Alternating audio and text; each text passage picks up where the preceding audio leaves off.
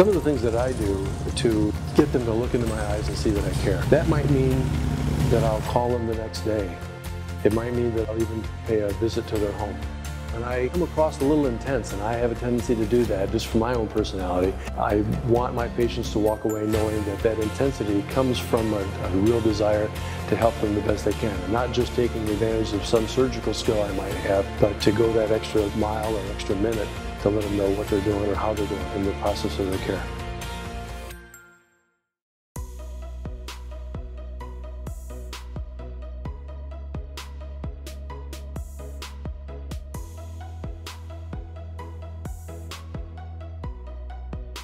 I played 4 conference games, and that was it. And then I came back in our senior night game, and I played 3 rotations back row, and then it just hurt too bad and I couldn't do it.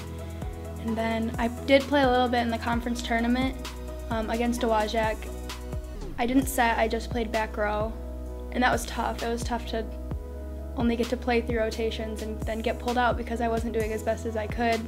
But I mean, we had to do what was best for the team, and I understood that. I did play in the district game against Pawpaw. I sat front row, and I had to jump, which I was not expecting, but I think it did go better than I expected it would. There was some pain, but I just had to fight through it. And we didn't win, but I tried my best. I felt like I contributed to something except just stats for that game, and we all came together really well, and I'm sure it was tough on the girls to have me come back after being out for so long, but it was fun. It was good to come back. It was definitely a struggle to sit on the bench and know like there were things that I could have been able to do to help win, and seeing people, like, I got looks from the court, people looking at me like, what can I do, what can I do? Like, there's nothing that I can tell them to do. I mean, you just gotta go out there and you gotta play, and it was a struggle. It was hard, especially the first couple games. I mean, I feel like they weren't really sure how to, not lead, but like being on the court all the time, like there is always somebody there to help you, like there's always someone there who you look to, and I feel like I was that for the team this year, and coming out it was hard, not for me, but I feel like for everybody. And Coach Corey was definitely very supportive of that. Like, if you see something, say it. Like, you're on the bench, like, we need your expertise too. And I didn't want to overstep my boundaries as a player and try to go into that coaching position, but I did try to like give my advice. The 3 coaches in 4 years was tough, just different coaching styles, different intensities, I guess. Like with Bill and Kathy Trineri, they're very like high energy, very like drill oriented, like we're gonna do as best as we can, and I loved that. And then coming to Three Rivers with Coach Stallhood, she's very high energy, very intense, and everything has to be done correctly, otherwise we're not getting out of the gym.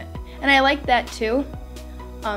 Coach Corey is one of the best coaches I've had, just because he's got such a great personality and a great attitude.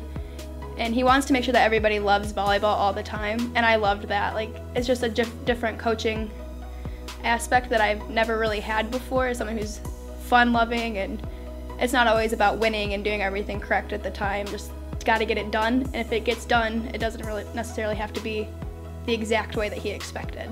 We started a lot of practices playing frisbee, or he would act as a quarterback and he'd throw a volleyball and we have to go act as wide receivers and go catch it, like as a warm-up, and that was just really fun. Instead of the same monotonous warm-ups all the time, it was just fun to get out there and do something different. When I was young, I managed for my mom, who coached at Mendon, and it was always my dream to go big D1. I mean, I was 5'5", in 5th grade. I thought I was going to be 6 foot tall, and then I stopped growing, and my dreams of D1 were still there, but I knew that with my height, I wasn't going to get as big as I wanted. So I got my first recruiting letter in 8th grade, and that was kind of a shock. Like, this is really happening. This is when I have to start doing this, and I don't think I was ready. And then my sophomore year, I emailed every single school east of the Mississippi River, every single one. And I just wanted to get my name out there, and I wanted coaches to see me. And then I got like a couple more letters from schools, and I got closer to those individual schools.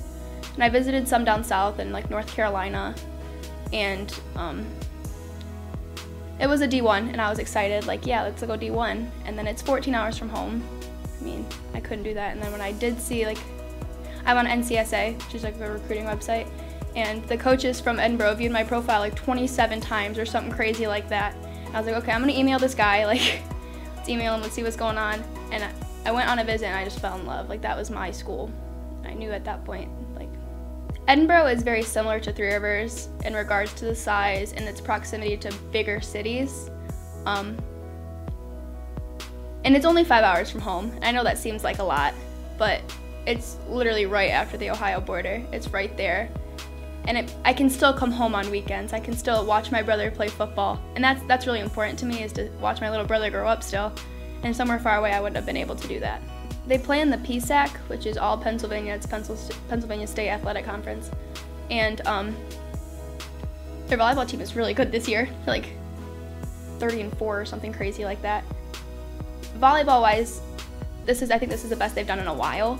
There's not many girls graduating. They're bringing a lot of girls back. A lot of sophomores will be returning. And I mean, I'm okay with waiting my turn. Like, I'll be the incoming freshman. Like, I want to learn what it's like to play college ball, because it's a totally different game. And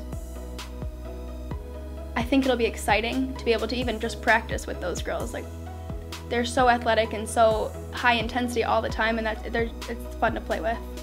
Mainly, Coach Sobolewski has me as a setter. That's what she told me, 70% setter, and then 30% defensive specialist libero. But I know that her main point is for me to set. If not my freshman year, probably my sophomore year, with either a 6'2" or a 5'1" with their current setter. Being a DS, it's so hard. You have your setter yelling at you all the time to get you better passes. And as a setter now, like, it's hard to get good passes all the time. So like, I feel like I have a little bit more respect for my passers. And as a hitter, like, when your hitter makes a mistake, it's frustrating. And like, you know, you give them a good set. But as a hitter, like, you're trying to do the best you can, and you're trying to get your setter, like, you're trying to get those kills for her too. So as a setter, it really helps to understand their mindset and what they're thinking at that time. It's exciting. I think it's good for our school. It's good for the program. Hannah's doing great at Western. Tegan's doing great at Western. I think it's exciting, and it's kind of like an inspiration for the girls below us. Like, yeah, like, we can do this. Like, we're from a smaller town, but it is possible to get out there and do something.